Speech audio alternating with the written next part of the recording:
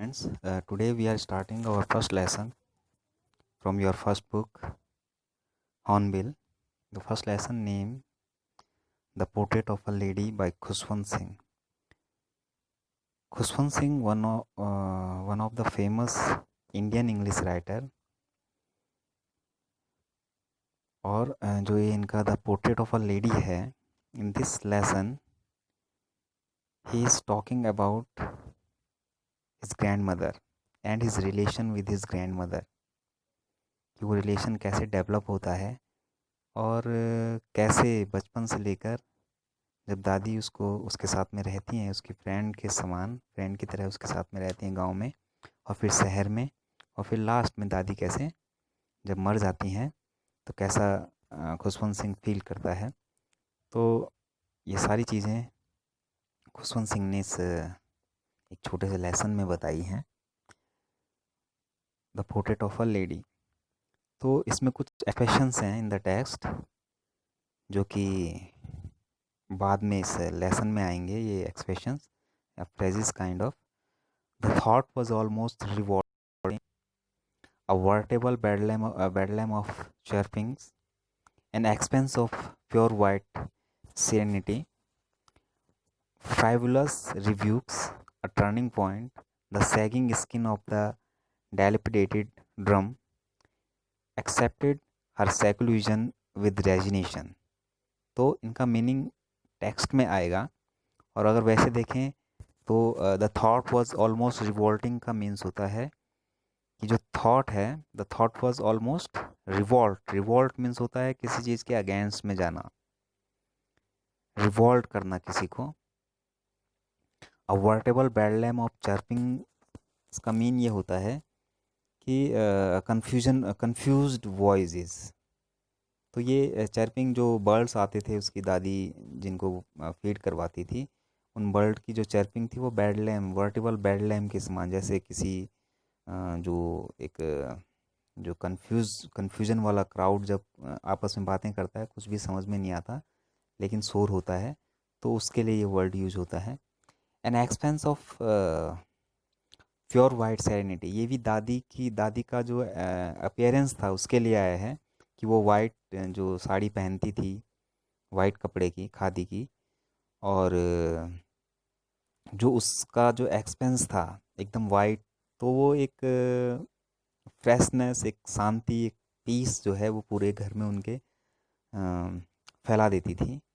फ्राइवलस रिव्यूक्स जो वर्ड आएगा वो इसके लिए आएगा कि वो जो जो स्पैरोज़ आती थी दादी, जिनको फीड करवाती थी, रोटी के टुकड़े डालती थी, तो उनको बहुत ही फ्राइवलस ढंग से रिव्यू करती थी, मतलब बहुत सॉफ्टली डांटती थी उनको, स्कॉल्ड करती थी। टर्निंग पॉइंट जो उनके रिलेशन में आता है जब when they come in the big city from a village, तो जो टर्निंग पॉइंट आता है उनके रिलेशन में, उसके लिए ये वर्ड यूज होगा। The sagging skin of the dilapidated drum. Dilapidated का मीन्स होता है कि overrated, means the things that not now in use. Sagging skin, जो ड्रम की जो स्किन होती है, जिसको जिसको पीट कर एक साउंड आता है, तो वो जो है लास्ट अपने, जब वो मरने वाली होती है लेखक की दादी, तो उस ड्रम को वो बजाती है। डायलिपिडेटेड ड्रम उसके लिए यूज़ हुआ है क्योंकि वो बहुत कई सालों से यूज़ नहीं हुआ था, और उसका साउंड जो था वो ड्रम की तरह ना होकर किसी गद्दे की तरह हो गया था जिसको वो पीट रही थी। Accepted her seclusion with resignation का मीन्स होता है कि बिना किसी प्रोटेस्ट के, सी एक्सेप्टेड द आइसोलेशन, यानी आइसोलेट हो गई थी वो दादी बिना किसी प्रोटेस्ट के। So now we are starting our text. तो ये एक ऑटोबायोग्राफिकल टाइप का एक चैप्टर है जिसमें कि राइटर अपने लिए और अपने बारे में ही लिख रहा है। तो he is saying that my grandmother, like everybody's grandmother, was an old woman. She had been old and wrinkled for the 20 years that I had known her. People said that she had once been young and pretty and had even had a husband, but that was hard to believe. My grandfather's portrait hung above the mantelpiece in the drawing room. He wore a big turban and loose-fitting clothes. His long white beard covered the best part of his chest, and he looked at least 100 years old. He didn't look the sort of person who would have a wife or children. He looked as if he could only have lots and lots of grandchildren. As for my grandmother being young and pretty, the thought was almost revolting. The phrase is being used here.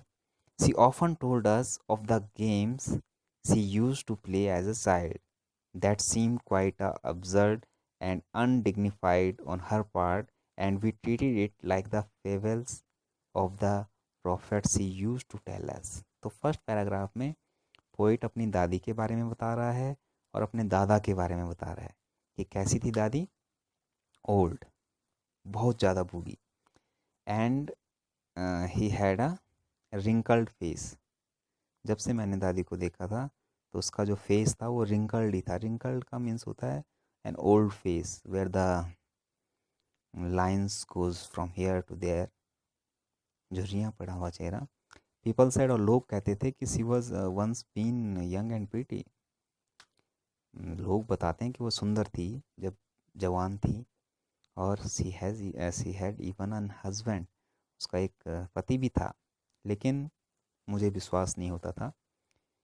और grandfather, उनका portrait जो था mental peace पे drawing room में लटका हुआ था, उनकी टर्बन पहनी हुई थी क्योंकि वो सरदार थे। खुशवंत सिंह दादा सरदार थे, एक बहुत बड़ी turban and loose fitting clothes वो पहनते थे, और उनकी जो वाइट बियर्ड थी, पूरी जो छाती थी उनको कवर करती थी, बहुत लंबी लंबी सफ़ेद दाढ़ी, और ऐसे लगते थे जैसे कि बहुत सैकड़ों साल बूढ़े हों, 100 years old. He didn't look the sort of person who would have a wife और चिल्ड्रन, और ऐसा लगता है कि वो तो दादाजी ही पैदा हुए होंगे, उनका कोई मतलब बच्चे नहीं रहे होंगे, बल्कि ग्रैंड चिल्ड्रन ही रहे होंगे।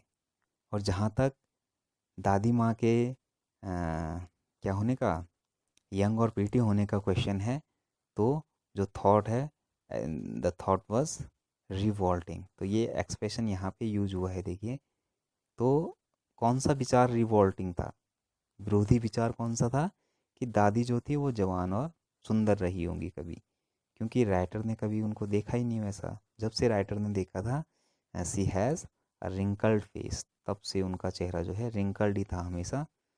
तो ये जो विचार था ये रिवॉल्ट करने वाला था, विद्रोही विचार था।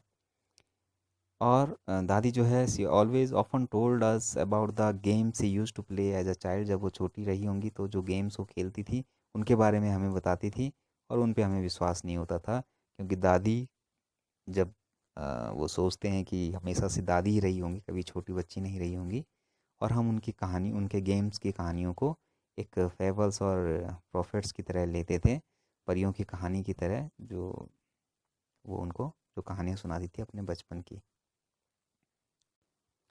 She had always been short and fat and slightly bent.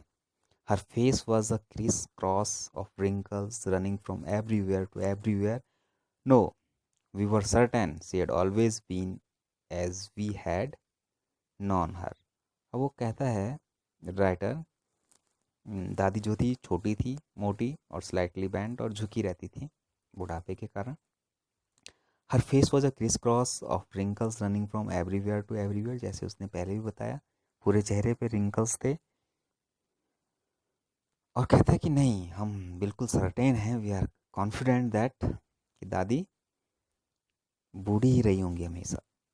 Old, so terribly old that she could not have grown older and had stayed at the same age for 20 years. She could never have been pretty, but she was always beautiful.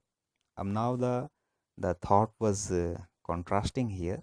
क्या कहती है कि दादी बहुत बूढ़ी थी और अब और बूढ़ी नहीं हो सकती थी, और उसके जहाँ तक सुंदर होने का क्वेश्चन है, तो नहीं लगता, नहीं कि she could have been pretty ever, लेकिन वो सुंदर थी। अब वो प्रीटी नहीं थी लेकिन सुंदर थी, इसका मतलब क्या है कि दादी दिखने में जैसी भी रही हो, लेकिन हमें अच्छी लगती थी. She was beautiful for us. Okay. She hovered about the house in spotless white, with one hand resting on her waist to balance her stoop and the other telling the beats of her rosary. वो पूरे घर में हॉवेल्ड करती रहती थी, घूमती रहती थी, एक हाथ कमर पे लगाकर अपने स्टूप को, जो झुकाव है उसको बैलेंस करने के लिए, और जो रोजरी है, जो मनके के दाने हैं, बीट्स हैं, उनको हमेशा जपती रहती थी, माला जपती रहती थी. Her silver looks were scattered untidily over her pale, puckered face, and her lips constantly moved in inaudible prayer. Yes, she was beautiful. She was like the winter landscape in the mountains, an expanse of pure white serenity, breathing peace and contentment. अब क्या कहती है कि जो उसका silver look था, यानी जो साड़ी वो पहनती थी, बाल भी सिल्वर कलर के थे उसके पीले पड़े हुए चेहरे पर, क्योंकि बुढ़ापा था, चेहरा पीला पड़ चुका था, चेहरे पे तेज नहीं था, सुंदर नहीं था, लेकिन उसका जो पूरा व्यक्तित्व था, दैट वाज वेरी ब्यूटीफुल. और उनकी उनकी वो जो हम समझ नहीं पाते थे, इनऑडिबल प्रेयर. इनऑडिबल का मीन्स होता है which we can not understand. और विंटर में जो जैसे लैंडस्केप माउंटेन होते हैं, बर्फ़ फैली रहती है जिन पे, उसका लुक जो था, अपीयरेंस जो थी, वो वैसी ही थी. An expense of pure white serenity. ऐसा लगता था कि जो फैलाव है, जो माउंटेन्स पे रहता है विंटर में, लैंडस्केप का, वैसी दादी भी थी हमारे घर में. ब्रीदिंग पीस एंड कंटेंटमेंट, जो कि घर में एक पीस, शांति, और कंटेंटमेंट का मतलब होता है संतुष्टि, उसके दर्शन होते थे दादी में. कंटेंटमेंट के और पीस के, सेटिस्फैक्शन और ट्रैंक्विलिटी भी कहते हैं पीस को, शांति. My grandmother and I were good friends. My parents left me with her when they went to live in the city and we were constantly together. She used to wake me up in the morning and get me ready for school. She said her morning prayer in the monotonous sing-song while she bathed and dressed me in the hope that I would listen and get to know it by heart. अब जब parents मेरे शहर चले गए तो मुझे दादी के साथ रहना पड़ता था, यानी दादी के साथ मुझे छोड़ गए थे. तो दादी always wake me up in the morning, school के लिए रेडी करती थी, तैयार करती थी, और जब मुझे नहलाती थी और ड्रेस्ड अप करती थी फॉर स्कूल, तो एक मोनोटोनियस वॉइस में. मोनोटोनियस का मतलब होता है कि एक जो कि नीरस, नॉट सो मेलोडियस. दादी की आवाज़ ना तो उसमें लय होती थी, ना कुछ मज़ा आता था सुनने में, लेकिन वो गाती थी अपनी प्रेयर. और क्यों गाती थी? In the hope that I would listen and get to know it by heart, कि मैं सुनूंगा और उसको बाय हार्ट याद भी कर लूँगा. I listen because I loved her voice but never bothered to learn it. Then she would fetch me wooden slate which she had already washed and plastered with yellow chalk, a tiny earthen ink pot and a red pen, tie them all in a bundle and hand it to me. उसके बाद दादी मेरे school की तैयारी करती थी. एक wooden slate होती थी, पार्टी जिसको कहते थे, वो लाती थी, लकड़ी की बनी हुई स्लेट टाइप की, और उसको पहले से ही उसने साफ़ किया हुआ रहता था, प्लास्टर्ड उसको किया रहता था येलो चॉक से, और फिर एक इंक पोट, अर्थन, और उस पर एक रेड पेन, सब कुछ बांधकर बंडल बनाकर she handed to me. After a breakfast of a thick stale chapati with a little butter and sugar spread on it, we went to school.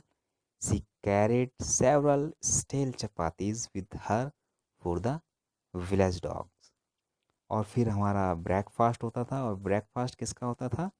एक मोटी सी चपाती होती थी. स्टेल मतलब होता है नॉट फ्रेश, बट द बासी जिसको बोलते हैं, और उस पर बटर और शुगर जो है वो लगा लेती थी, और वो मेरा ब्रेकफास्ट हो जाता था. और बहुत सारी चपातीज वो अपने साथ में ले जाती थी. किसके लिए? फॉर द विलेज डॉग्स, गाँव में जो कुत्ते होते हैं उनके लिए. So students, that's all for today. Word meanings and some questions I am sending you. Okay, thank you.